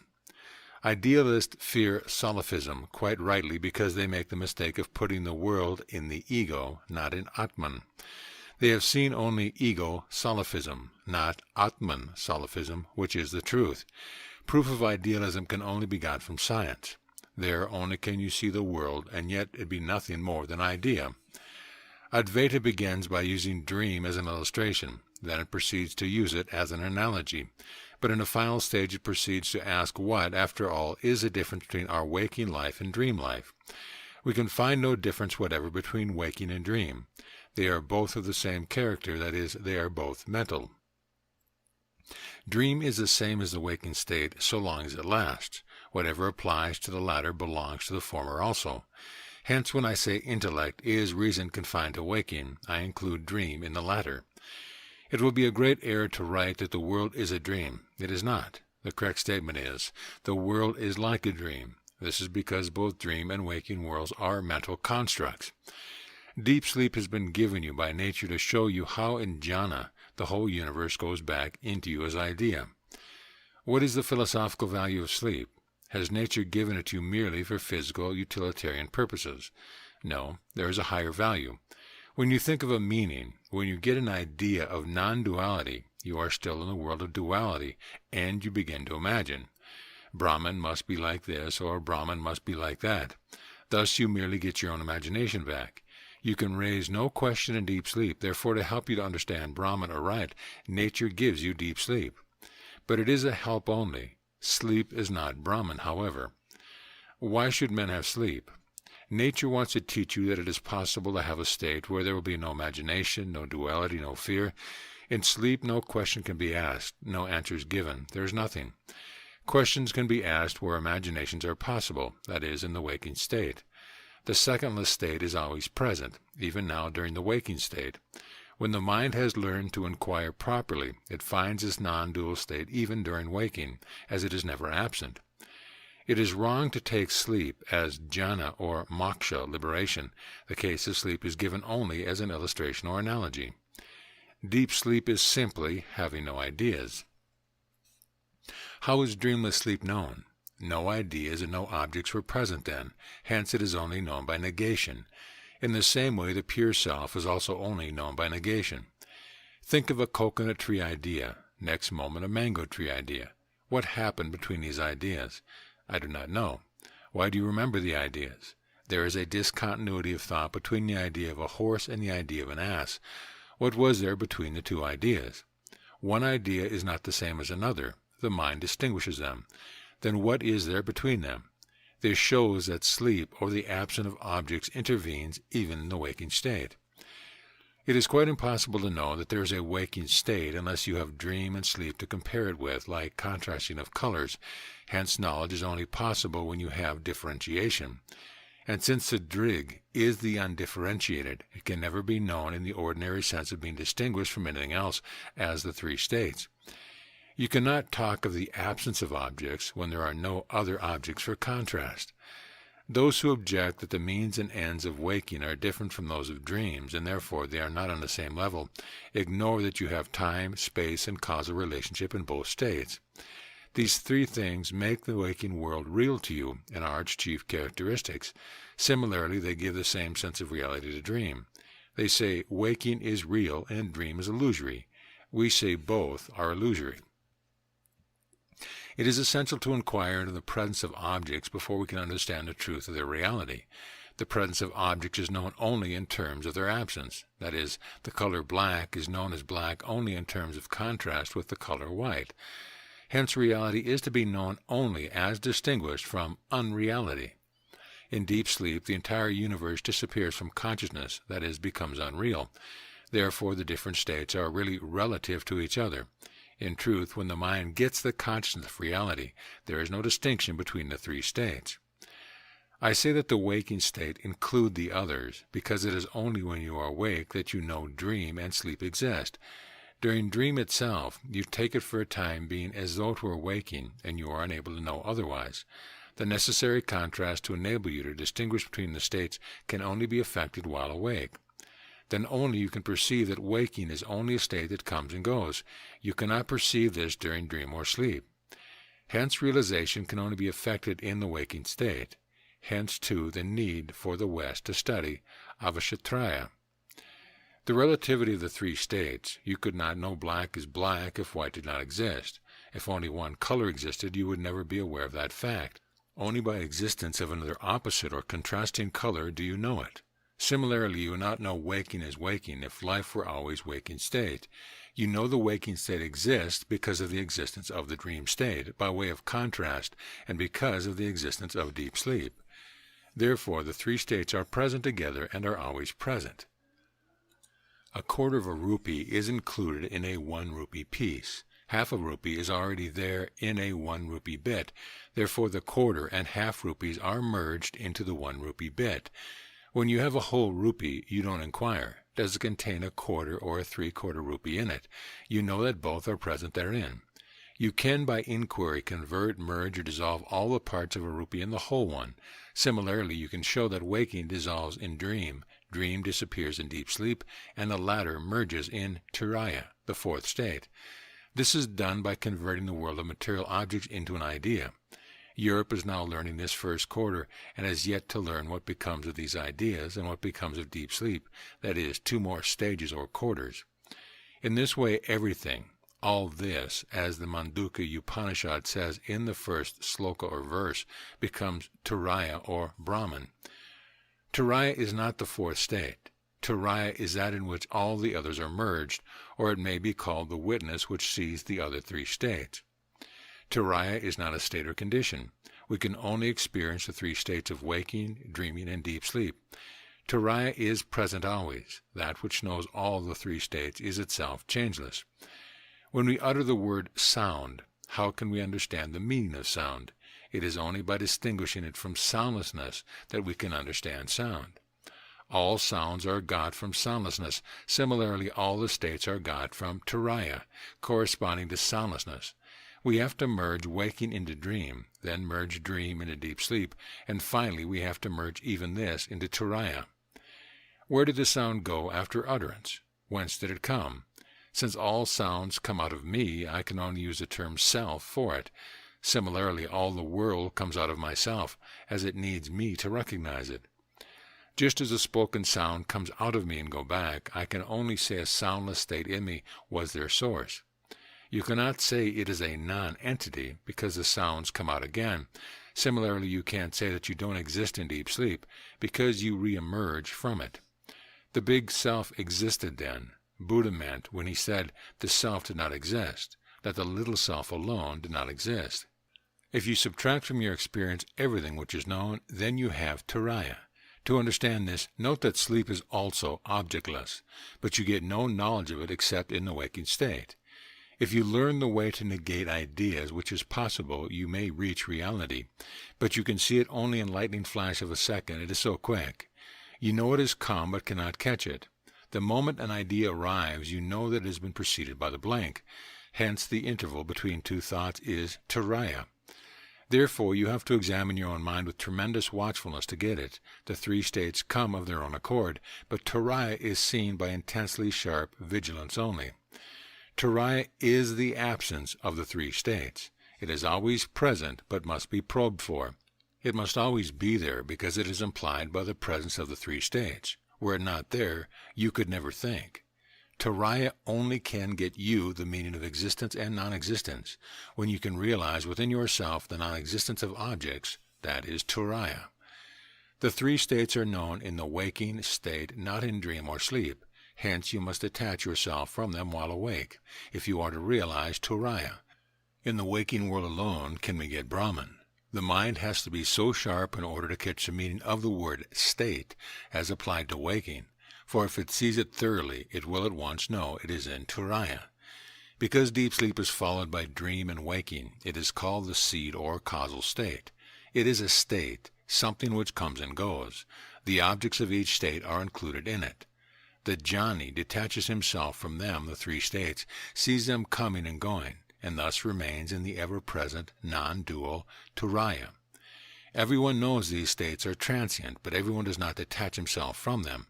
It takes time to realize the truth of avashatraya as it does to realize non-causality, although you may perceive them intellectually. The moment you know that the 3 are only states, you know the drig, which is Turiya. But you have to know this continually. Until you become fully aware during the dream state that you are dreaming, you are not ready for the higher Vedanta teaching which gives Janna. You must begin to practice to perceive your dream experiences so as to become conscious that it is a dream in the dream state itself. This will cause the waking self to grasp the idea that both idea and object constitute the whole category of existence. All is mind. If this memory that what you see and what you think, as well as your individual self, are ideas persist, then that is Janna. Knowledge of Atman is true knowledge. Janna, not merely the absence of duality as in sushupti, deep sleep, where you don't know that it is Brahman. Janna is to see the world and say that it is all Brahman. Even the Himalayas are in you. Control of mind is essential to know the unreality, not the absence of the phenomenal world. Sushupti can't be equated with Janna. In sleep there is no positive misery or pleasure, but only absence of misery and pleasure, that is, absence of duality. But a jnani must have the knowledge of the absence of duality even in the waking state. Then only there is realization. We must distinguish between absence of duality and the knowledge of the absence of duality. Because we are not aware of any other thing in sleep, we have to admit that every idea, both internal and external, have merged into the mind during sleep as undifferentiated consciousness. The fact that sleep is a darsam is proved because we know it as being sleep only after we are awake, that is, when it is past and gone, that is, when it is vanished. And it is not the characteristic of a darshan to vanish, to change. It is only a temporary state, whereas Brahman is permanent and not a state. Moreover, it is the activity of the buddhi, reason, which brings the understanding of Brahman, and the Buddha is inactive in sleep. Finally, the sleeper sees nothing, whereas the jnani sees the world, sees Brahman even in waking. All the three states are Brahman. To think that waking is not Brahman, whereas sleep is Brahman, is an error. Similarly, to say that Turiya is Brahman and the three states are not is error. All is Brahman without exception. Chapter 9. Realization of truth is the removing of ignorance. That alone is called truth, which is a fact that can never be changed under any circumstance. The definition of truth according to Vedanta is non-duality. Wherever there is impermanence and transiency, there is necessarily duality. But that which knows these things are passing away, that is the pure non-dual consciousness. Non-duality does not mean the non-existence of a second thing, but its non-existence as other than yourself. The mind must know it is of the same substance as the objects. The nature of truth is to be free from contradictions. We approach near and nearer truth as we find less and less contradictions. The only thing which is so free is non-duality. Truth is not only that which is beyond contradiction, but also in that which is there no possibility of contradiction. Such a state can only be realized as non-duality, where there are no two persons. The illustration for that is deep sleep, but sleep is not the ultimate reality. It is merely an analogy. The Brihadaranyaka Upanishad teaches, if you think there is another entity, whether man or God, there is no truth. This is the teaching since time immemorial of those who have inquired into truth. Why is Brahman beyond speech? Because whenever you use a word, it implies a meaning, a thought. When you get a thought, there must be a witness of the thought apart from it. The thought is not, cannot know, and does not grasp its witness. If Brahman is beyond thought and speech, why study books or listen to lectures on Advaita? Reply, on the principle of using one thorn to prick another out of the flesh, and then throwing both away, we use these books and lectures to remove wrong thoughts, misleading words, to get rid of erroneous assumptions about Brahman, thus removing our ignorance. What is the difference between Atman and Brahman? When you dissolve all the world into ideas, and then the ideas into yourself, knowing they are ultimately in you, that is Atman. When you actually see the universe before you, and know that it is the same as yourself, that is Brahman. When you are dreaming and know the dream pictures of cities, friends, etc. are yourself, that is Brahman. We have first to pass through the stage of discovering Atman, and then only can we attain the stage of discovering Brahman. Nevertheless, it must not be thought that the two are different. Both Atman and Brahman are one and the same thing, but viewed from two different angles. It won't do to say reality is only within you. You must know that this table, this book, is also reality. All that you see is reality. The seer in me, the seer in him, the seer in someone else are all one and the same, not separate from each other. Nobody has ever seen more than one seer. We do not see God in the quest. Our only object is truth. If we find that truth happens to be God, all right, we must accept it, but we cannot prejudge the issue. We are not opposed to God, we are not atheists, but we want God free from our or others' imagination, as he is in truth, as he exists apart from human imaginations.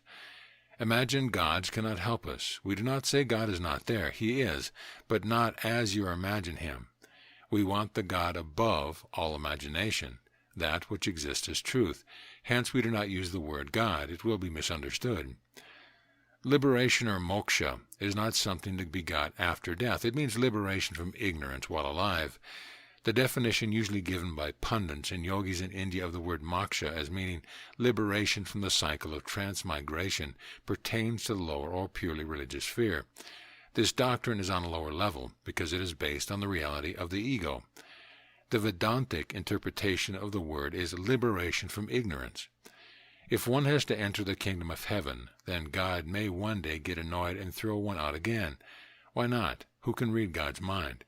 No, anything that begins must also end. Liberation is not of that kind. Vedantic, sadhana, discipline, can only remove your own ignorance. It does not bring a new thing, for Brahman is here and now. Those who say that by some effort in yoga you can get moksha try to introduce a new thing, which having a beginning must also have an end. Production and destruction go together. Therefore, yogic moksha is not true liberation. Not by doing anything can lasting permanent liberation be realized. Similarly, the endlessness of the soul in religion is illusory. Only the drig is endless in the sense that we cannot truthfully speak of it appearing and disappearing. When we say Turiya is realized or known, we mean only that ignorance is removed. The realization is not the result of any activity, because Turiya was always there. It is only an unveiling. When the clouds pass, the moon is seen. No insight will reveal the moon of truth, only the passing of the clouds of ignorance. Hence there is no intuition or insight to be gained or matured, only a removal of something which obstructs. The limitations and illusions of the world I have not seen anyone else impose on my mind. Therefore I must conclude that they are self-imposed. I am infinite, but in dream I impose a limitation on myself in the form of a tiger which I see there, but which is only my mind, that is myself. Similarly, in waking I impose other limitations in the form of other objects and persons that are all really me. Therefore constantly reflect and practice this exercise. That is, I am not limited by my body. I am unlimited. Do not confine yourself to your own body. Janna is to see that all things are the mind's own creation, that none are different from yourself, that none are other than the mind itself, and that therefore there is no second thing. But this you can get only by analyzing the world during the waking state itself and finding it to be like a dream. That is why truth must be understood when we awake, not in the blank trance, when facing and seeing the world, not in negation of it. The moment you know that the whole world is Atman, there is no snake or illusion. If you know the self, everything is only Atman. The world is Atman, but you have mistaken it for something else. You think you are imprisoned within this body, but really the self, mind, Atman, awareness is within and without the body. Hence widen your heart, mind, yourself. The teacher of Brahman dismisses everything as not this. This is not Brahman, all the forms he mentions being superimposed on it, that is, being mere words only, imaginations about it. The teacher means that if you think dualistically, that is, that Brahman is one thing and I am another, or that I, Brahman, is the soul and that the body is another, you will never understand it. The teacher's business is to show the seeker's foolishness in looking for Brahman as other than himself. More he cannot teach. The pupil must think out the rest for himself. Atman is not a thing to be attained. It is always there, nearer than your body. No other effort is necessary than the knowing of it. Chapter 10. The Doctrine of Non-causality. In the study of truth, ultimately, there is no karma and no causality, but in the practical world they hold true. You must differentiate between immediate cause and ultimate cause. It is the latter to which we refer in non-causality. The tree must have a seed as its cause, but now you are faced with the inability to trace any ultimate cause of the seed. The Advaitin admits fully the causal relation so far as this world is concerned, that is, so far as it is not fully inquired into, and as it is viewed by the ignorant. How the seed grows into a mango tree, I have not seen. I do not know, says the Advaitin. At one time I see the seed followed by a sprout. How the cause becomes the effect we do not see, but we see a sequence of water, when heated, change into vapor. When did the seed cease to be a seed and become a plant? We do not see the two things at all. If I examine carefully, if I see carefully, I see only Brahman. Did you see how your mind changed into the form of a mountain in your dream? Why are we not able to see the change? Because there are no two things, but mind or Atman alone. If there is no end to the causal series, as in the tree-seed chain, then does this not indicate there is a defect in the notion of causality itself? You cannot get at the real cause of anything, nor at the whole series of its causes. You may say that quinine or cause is the cure-effect of malaria, but you cannot possibly explain all the factors why quinine cures malaria. When we say of a bird which cleverly builds its nest for the first time in its life that it does so by instinct, for we cannot get the whole cause from physical factors alone. There is also its mind, and what do we know of that? We explain nothing by instinct. It is only a word. It is something which we imagine.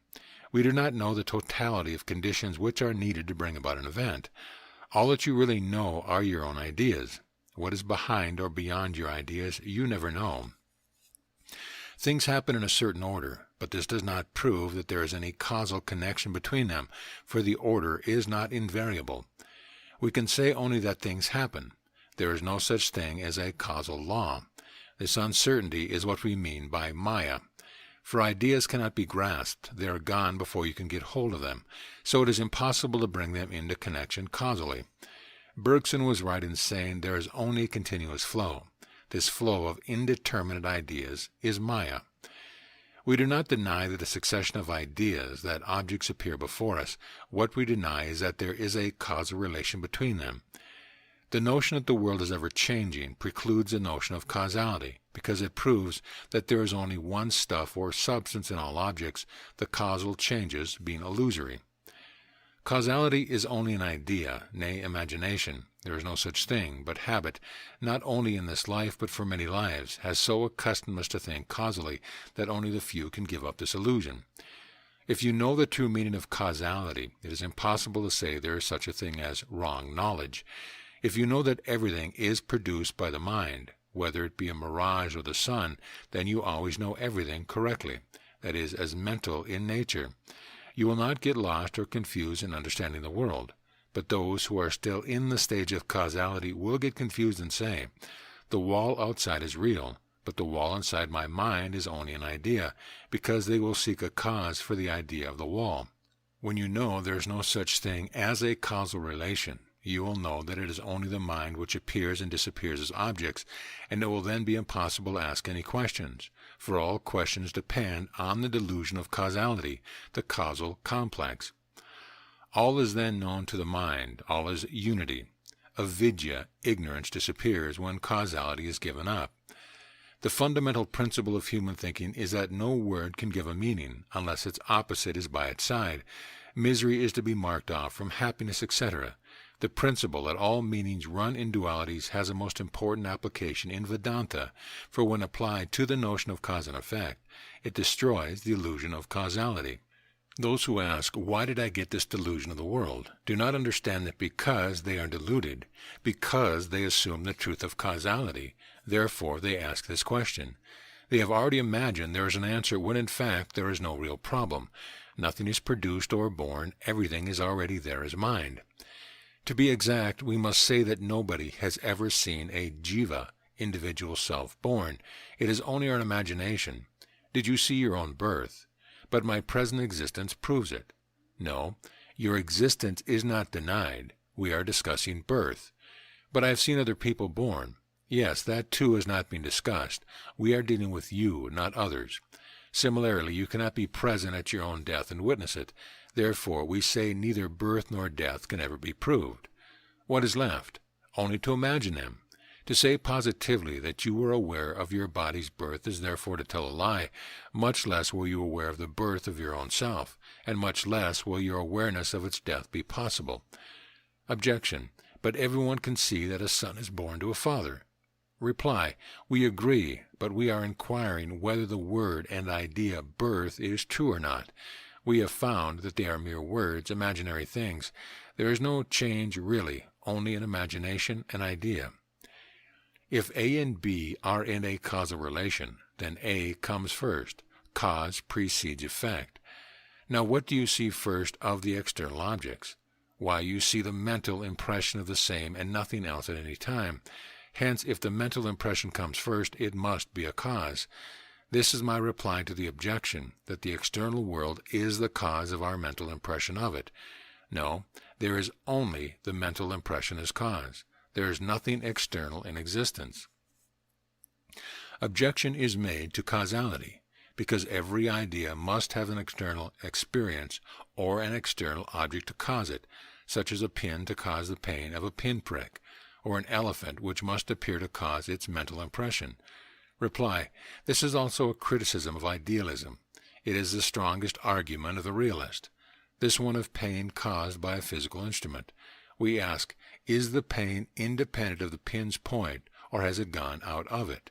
What is pain? Is it something emerged from the pin, or was it already in the body? If it came from the point, it must have existed in the pin. If it was in the body, then it could not have come from the cause, the pin. If the pin had not come into contact with the body, you would not have pain. Did the pin drop the pain into the body? These questions are unanswerable so long as you set up a cause-effect duality. Huxley asked, is the smell of the rose in your mind, or in the rose at the time when you are smelling it? It is not possible to say it is either wholly.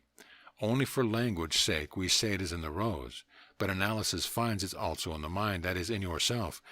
We go to the cause rose after we are aware of the smell, after we have it in our own consciousness. Therefore, we only infer the existence of the cause after having discovered smell, not in the cause, but in our own self. The rose is thus an inference, not a direct experience. Putting this in simple language, we merely imagine a cause. The mind makes a construction of it. For what is inferred an unseen cause, which is all you have until the touch, sight, sensations arise, but an imagination? What does the mind do in this case?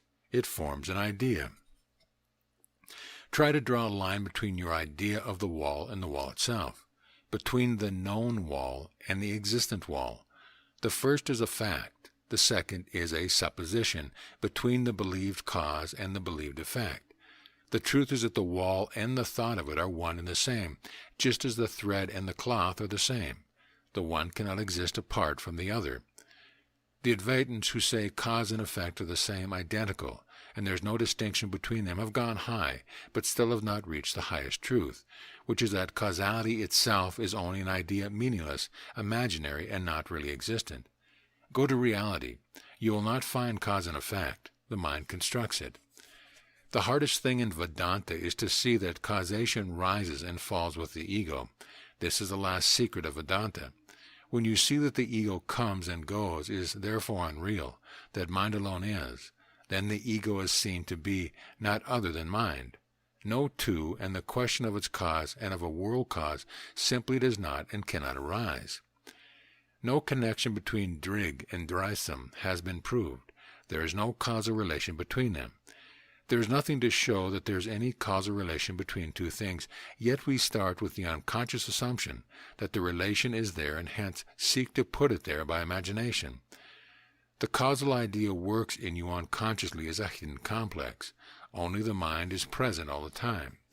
Everything seen by it, whether objects or ideas, is still only mind and is not produced or caused by it. Brahman can never be got by practice, whether yogic, samadhi, etc. The reason is there is no such thing as a causal relationship. Hence no practice or effort will, as a cause, produce Brahman as an effect. A limited cause cannot produce an unlimited effect.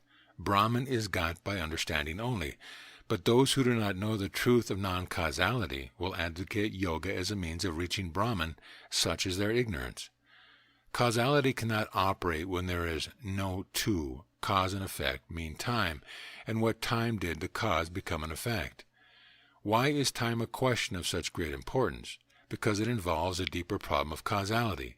The cause comes first and the effect subsequently, hence time must pass between them, if they do exist.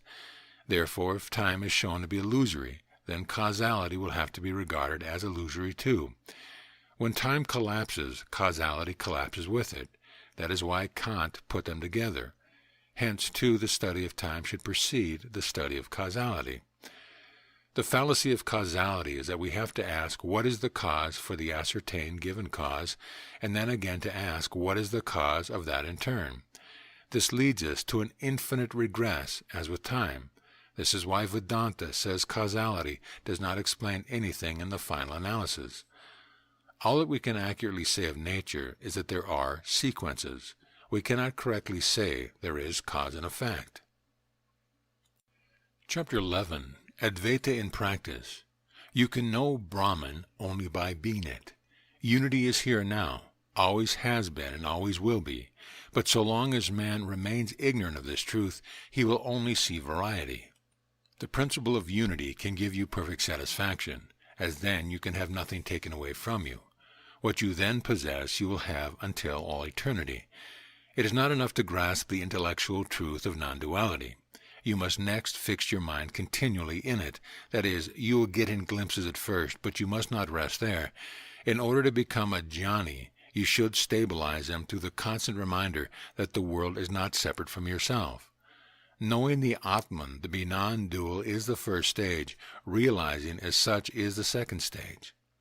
Even the first single flash of understanding is true jhana, but it has passed away and you must seek its repetition constantly by such reflection, until the light stays fixed and does not depart. However, even after the first illumination you will never be mistaken again, for you will understand the true nature of things. You must keep the insight alive no matter what you are doing. This demands constant concentration throughout the day, not merely sitting to meditate for half an hour. This flash is an absence of thought, like conscious sleep, where duality disappears. The first flash is the beginning of realization and gradually ripens into full realization. The process is to associate the insight gained by the first flash with everything that you do, eating, working, talking, with Brahman, until it becomes settled realization. Brahman must be realized in the waking state, when all objects are present to consciousness, otherwise it is nonsense. Where people cannot and do not think, they follow others. A jnani will see the world and get to know it only as appearance. He is not blind, he sees everything or object as it is, but he knows it only an idea. Just as you see a mirage, the jnani sees the mirage of this world too, but he is not deceived by it. So long as you are ignorant or a child, you will have the idea that God has created this world, because the causal notion will be there. Nobody wants suffering, and while the notion that suffering can be gotten rid of by appealing to God persists, these wishes will sway the mind to believe in God. For them religion will arise, but for the man who wants truth, religion offers no consolation. Yoga is a discipline through which one has to pass to make the mind clear, in the old Sanskrit phrase. If the mind is not strong enough to pursue truth, then yoga is prescribed to clarify and purify it. As a step, yoga or religion is welcome, but when advocated as being the highest, then this is a mistake. All those who think philosophy is for theorizing, discussing, meditating, writing, and studying only have not understood it. Philosophy is to show men how to live. It is the most practical of things. It is primarily intended as a guide to action, for its final summing up is to be always working for the welfare of all existence, not dreaming in a cave or ashram or poring over metaphysical books. The only test of a philosopher is this: is he able to sympathize with every other man who is suffering? Is he always trying to better the mental and material condition of others? Such a test is clearly an implication of practical activity. It is not enough to repeat Sanskrit wisdom like parrots, but it must be lived, and the highest test of it is the universal sympathy which it produces. The greater the true knowledge, the wider the sympathy, and as we rise higher, the less the distinctions which we make. Advaita is finally to be judged from the point of view of life we lead, and not mere words, the practical good it can do rather than abstract discussions, the reasoned, ethical guidance it can give rather than dogmatic injunction. The more duality is disregarded in your actions in life, the clearer becomes realization. The more you refrain from thinking of other people as separate from you, the more sympathetic to others that you are to them, the easier will realization become possible. There is no opportunity to develop your character if you run away to a cave. The opportunity can come only when you have to deal with others, that is, in society. Most of those who run away are seeking personal satisfaction and fall deeper into the ego by this absence of opportunity to uplift or unselfishly help someone. There must be a second person present, i.e., in society, to permit you to unfold character. Unless Vedanta promotes the well-being of all, it should be thrown away. This is the difference between it and all other philosophies. They may teach universal brotherhood, but this is quite different from the feeling of oneness in Vedanta. There are separate individuals in brotherhood, but none apart in oneness or identity. Love and compassion for all mankind is the result of finding truth. The real meaning of the doctrine of non-violence, ahimsa, is that if you harm others, it is equivalent to harming yourself. Vedanta aims at the welfare of all beings, not only human beings. Vedanta teaches that emotion and art are inseparable from life, that philosophy does not, cannot, and should not take them away from us. What philosophy does is merely to evaluate both emotion and art and then remove the incorrect values we have placed upon them, substituting proper values in their place. It is thus not the Vedantic teaching that a philosopher should become unemotional, inartistic, or incapable of enjoying beauty. He may be so, but he should know their value and place. Philosophy is not different from life or from the world. Unless you treat all persons equally, there is no philosophy. Hence it adopts the welfare of all the world and serves humanity. It is not merely a spinning of words. It is truth. The jnani sees every object and person as the same essence of himself, the Atman. First know what the true nature of this world is. Then see what suffering there are. Then seek to free others from their suffering. Nature herself is forcing nations to realize the Vedantic social ideal of equality, sameness in all, that united they stand, but divided they collapse. This ideal means that everything is Brahman. The immense practicality of Vedanta is hinted at in the Upanishads, which assert that prosperity and peace can come to mankind only after it accepts the idea of its oneness. All other ways are illusory and will fail. The moment you make a distinction between yourself and another man, there is no Vedanta. The goal of Vedanta is to see the other man's suffering as your own, because in dreams all the scenes and all the people are made of the same essence of yourself. They are as real as you are. Whatever I am, you are. I cannot be disassociated from you. The whole world is one. Do not treat other people as mere ideas, but your own self as real. If they are ideas, so are you. If you are real, so are they. Hence you must feel for them all just what you feel for yourself. Death exists in order to teach man that the individual is but a darsam, which appears and disappears. Hence it is to urge him to seek immortal life. Balance is the essential teaching of Vedanta. Thought must be balanced by action, solitude by service in society, nature by cities. What is the fundamental reason why we should control the senses? Because their characteristic is to make you think erroneously that the second thing is real, that the objects are real. If enjoyments come, keep your mind cool and controlled, level. Similarly with sorrows, for both will disappear in the course of time. This means that you will still experience a joy or sorrow, but you won't get carried away by it. So long as you have a body, you must feel them. Yogis who sit for 100 years to not feel them are wasting their time. We are not stones. What is needed is the philosophical discrimination of their value, the mental analysis. Attachment to objects means taking them to be real, permanent. When attachment goes, Janna arrives. It is the attachment to the form of separate objects which keeps you from apprehending their unity, not the scene of them. How to think of both form and essence. By practice, you must get to the stage where you can think of both simultaneously. This is done by knowing that the form is made of mind only. This requires sharp intelligence and constant repetition of practice of seeing both form and essence at the same time. Only truth can give you the highest satisfaction. Unless you realize that everything is in you, there is no complete satisfaction. There is no end in this world to desire. Satisfaction can come only from being satisfied with Brahman, knowledge which puts an end to all desires. All other desires are followed by further ones. The reason of hunger or desire lies in the memory of the past satisfaction of the hunger or desire. This is repeated continuously. This is the process of the vasanas, ingrained tendencies. There is no new creation really. The vasanas cause you to repeat the desires. Repeated imagination makes you a slave of the desire, which has been re-echoed from the past. The desire is only imagination deeply rooted. Thus karma is created. When a man realizes at last that his desires are only ideas, he is able to get rid of them. Until then, they will go on repeating themselves. If Maya did not exist, there would be no incentive, no purpose in seeking for reality, Brahman. Hence it may be taken as a meaning of the world that all these forms exist to enable us to reflect on them and find the mind, the non-dual reality of which they are mere appearances.